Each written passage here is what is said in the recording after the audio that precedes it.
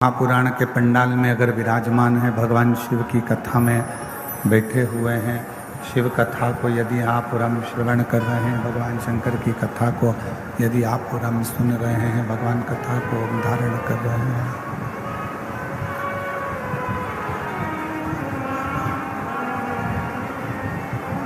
Pressure यहाँ pressure खुलो ना, प्रेशर नहीं है, बाहर का प्रेशर खुलो पब्लिक का। यदि इस पवित्र शिव महापुराण की कथा में, भगवान के पवित्र कथा के इस पंडाल में, इस प्रांगण में अगर आप और हम बैठे हुए हैं भगवान की विरल कथा को धारण करने के लिए, श्रवण करने के लिए, तो ये विचार कर कर बैठना कि शिव हमारे पिता भी हैं, शिव हमारे सखा भी हैं और शिव हमारे तारणहार भी हैं, जो हमें इस मृत्यु लोक से सकते हैं, मृत्यु लोक से पार उतार सकते हैं। शंभु शंभु शंभु शंभु शंभु शंभु शंभु।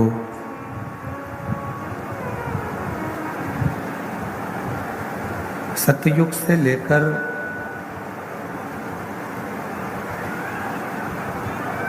त्रेता तक, त्रेता से बाहर की आवाज खोलो पब्लिक की। सतयुग से त्रेता तक और त्रेता से द्वापर तक और द्वापर से कलयुग तक का, बाहर की आवाज खोलो ना जाकर।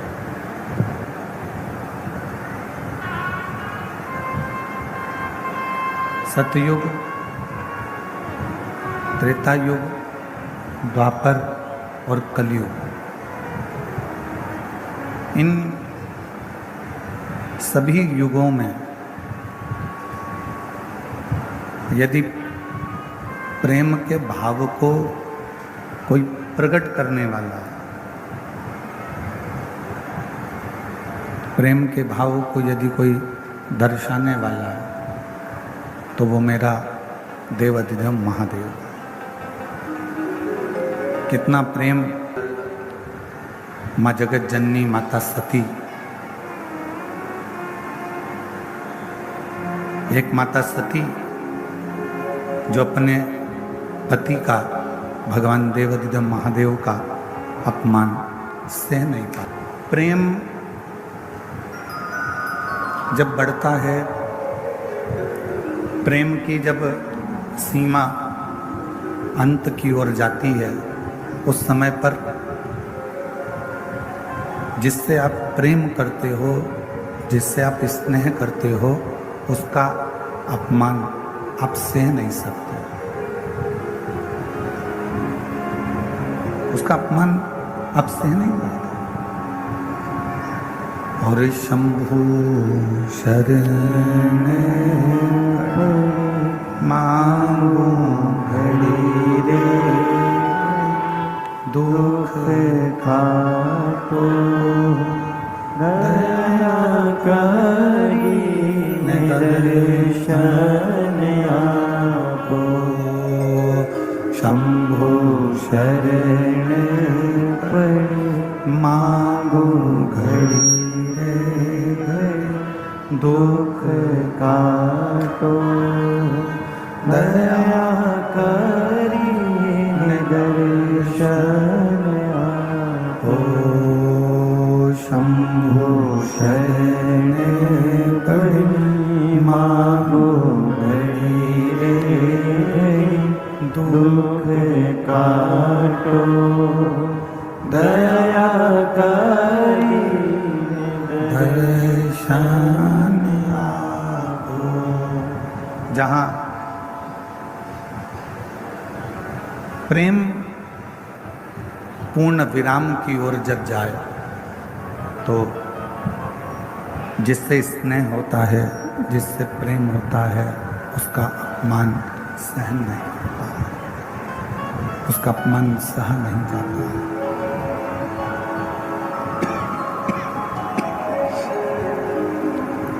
उस अपमान को हम सह नहीं सकते। कितना सुंदर एक प्रसंग है कि जबरदस्ती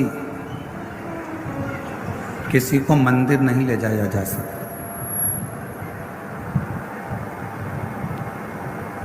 जबरदस्ती किसी को मंदिर नहीं ले जाया जा सकता।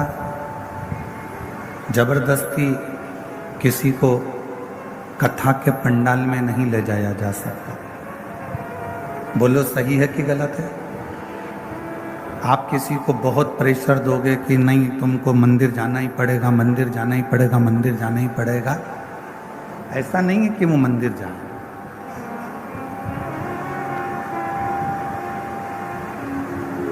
जबरदस्ती किसी को मंदिर नहीं ले जाया जा सकता। जबरदस्ती किसी को कथा के पंडाल तक नहीं ले जाया जा सकता। जबरदस्ती किसी को कथा नहीं सुनाया जा सकता। ये काम जबरदस्ती के नहीं है। और प्रेम, स्नेह, ये भी जबरदस्ती नहीं हो सकता। ना कथा के पंडाल में आप किसी को आप कितना भी प्रयास कर लो, आप अपने पति को कहा तुम्हें कथा में चलना ही पड़ेगा, चलना ही पड़ेगा, चलना ही पड़ेगा, आखिरी में मालूम पड़ा उस बात के पीछे विवाद हो गया।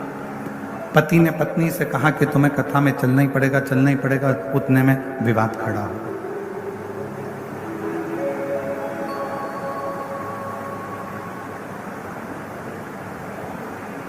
पत्नी ने पति से कहा कि तुम्हें मंदिर जाना ही पड़ेगा, मंदिर चलना ही पड़ेगा, मंदिर चलना ही पड़ेगा, मालूम पड़े विवाद खड़ा हो।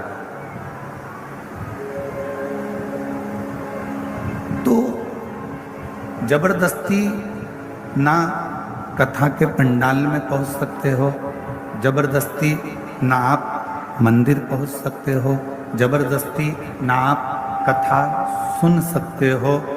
ये तो अपने भीतर की मस्ती होती है। ये तो अपने भीतर का एक आनंद होता है, अपने भीतर की एक अलमस्ती होती है। और उसी भीतर की मस्ती में, उसी ही भीतर की अलमस्ती में हम भगवान शिव का गुणगान कर बैठते हैं।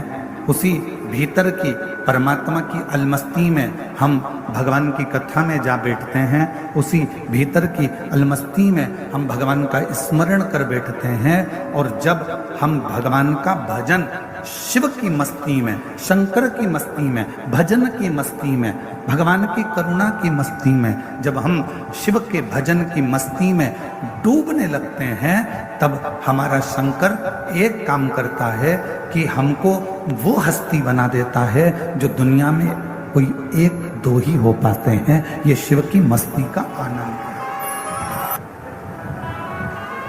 और मैंने तेरे ही भरोसे बाबा, तेरे ही भरोसे हवा बिच उड़ती जावांगी बाबा, डोर हत्तो छड़ी नामे कटी जावांगी। भोले मैं तेरी पतंग, शंभू मैं तेरी पतंग, हवा बिच उड़ती जावांगी बाबा, डोर हत्तो छड़ी नामे कटी जावांगी।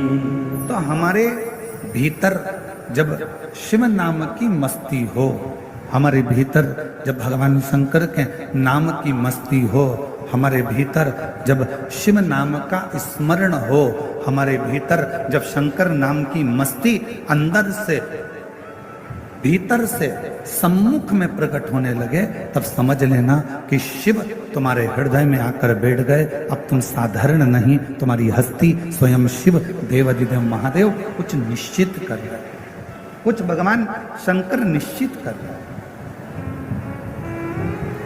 तीन चीजें हैं पहले नंबर पर है शिक्षा,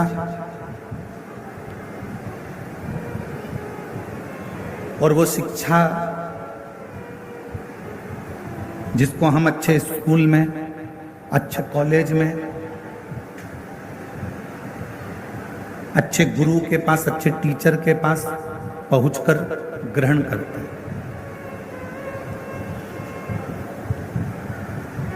और वो शिक्षा हमको जीने का तरीका सिखाती है। वो शिक्षा आपको एक अच्छी कुर्सी तक भी पहुंचा सकती है। वो शिक्षा आपको एक अच्छे पद तक पहुंचा सकती है। फिर दूसरे नंबर पर है धन, पैसा। पैसा आपको गाड़ी भी दिला सकता है, बंगला भी दिला सकता है, जमीन भी दिला सकता है, आपको प्रतिष्ठित भी बना सकता है, वैभवपति भी बना सकता है। और तीसरे नंबर पर है संस्कार। शिक्षा, धन और संस्कार। संस्कार यदि आपके जीवन में है, श्रेष्ठ संस्कार यदि आपकी जिंदगी में है, तो आपने जो शिक्षा ग्रहण करी है, आपके पास में जो धन आया है, संपदा आई है, जो शिक्षा आई है, आपके भीतर का संस्कार, आपको शिक्षा और धन के साथ में यदि संस्कार का मिश्रण हो जाता है, तो आप जगत के वो स्त्री, वो पुरुष बन जाते हो जो जीते जी तो पुजाते ही हो, मरने के बाद भी पुजाते हो। संस्कार का पुट उस शिक्षा में, संस्कार का पुट उस धन में हमको और आपको एक ऊर्जा प्रदान करता है, एक बल प्रदान करता है।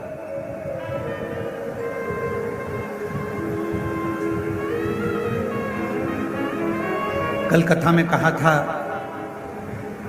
और हम फिर निवेदन करेंगे आपसे, आपकी जिंदगी में एक बात हमेशा उतार कर रखना। किसी को आप 1 रुपये दान नहीं कर सकते, बिल्कुल मत करो। किसी को आप अठन्नी नहीं दे सकते, बिल्कुल मत दो। इस व्यासपीठ से हम करें, और एक बार नहीं, हम पहले भी कह चुके, आप किसी को अठन्नी मत दीजिए, 1 रुपया मत दीजिए। आप एक काम करो, अपने घर को, बच्चों को अच्छी शिक्षा दीजिए, और घर के बच्चों को शिक्षा अच्छी दे रहे हो तो फिर उसके साथ एक काम करो, अपने परिवार में कोई पढ़ने का, कोई विद्या अध्ययन करना चाहता है और उसके पास में पढ़ने के लिए पैसा नहीं है, तो उसकी पढ़ाई की, उसकी शिक्षा का पैसा आप दीजिए। और अगर घर में भी अगर बच्चे अच्छे पढ़ रहे हैं और पैसा है, तो पड़ोस में देखो कि कोई शिक्षा अध्ययन करने वाला हो और उसके पास धन नहीं है, तो उसकी शिक्षा का खर्चा आप उठाइए। और वो भी है तो फिर अपनी कॉलोनी में, अपनी सोसाइटी में, अपने एरिया में देखिए कि कोई बच्चा पढ़ने में कमजोर है और उसको पढ़ना है, उसके पास धन नहीं है, तो उसके शिक्षा का पैसा आपको देना चाहिए। एक शिक्षा और एक चिकित्सा,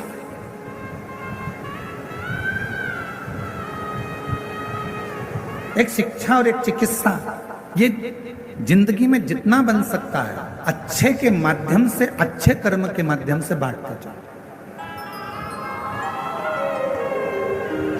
और मत बुरे कर्म कर बंदे, वरना पछताएगा। भगवान की आंखों से तू बच नहीं पाएगा, तू बच नहीं पाएगा।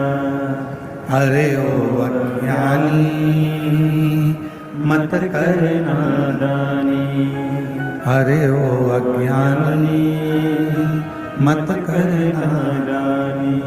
तेरे कर्म का फल भी तू ही पाएगा, जैसा किया तूने तेरे आगे आएगा। मत बुरे कर्म कर बंदे, वरना पछताएगा। भगवान की आंखों से तू बच नहीं पाएगा, तू बच नहीं पाएगा। अरे ओ अज्ञानी मत कर नादानी, अरे ओ अज्ञानी मत कर नादानी। हमारे बीच में छत्तीसगढ़ शासन के श्री डीजीपी साहब श्री अरुण देव गौतम जी यहाँ पर विराजमान हैं। एक बार जोरदार ताली बजाकर उनका स्वागत वंदन। मैं चाहूँगा व्यासपीठ के पास में आप आएँ और पोथी पूजन करें। छत्तीसगढ़ शासन के डीजीपी साहब, जोरदार ताली बजाकर उनका स्वागत वंदन। एक उच्च पद पर होने के बाद भी आपके संस्कार, उच्च पद पर होने के बाद भी एक माता पिता के जो संस्कार हैं वो बच्चों में झलकते हैं। और माननीय डीजीपी साहब के इस पंडाल में आना और शिव कथा में पहुंचना, ये माता पिता के संस्कारों की ही परिपथा है। एक बार जोरदार ताली बजाकर उनको स्वागत वंदन अभिनंदन। और शंभु शरण मागो घड़ी रे घड़ी दुख काटो, दया करी दर्शन आपो। ओ शंभु शरण मांगू घड़ी रे घड़ी दुख काटो, दया करी दर्शन आपो। शिव तत्व कह रहा है, भगवान शंकर का पवित्र चरित्र कह रहा है, शिव महापुराण की कथा कर रहे। एक है शिक्षा,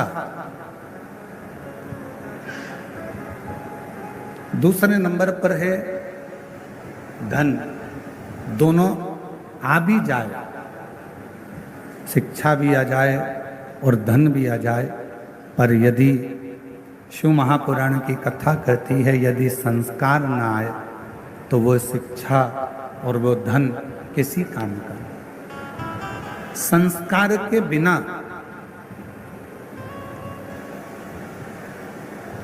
आपका धन बेकार है।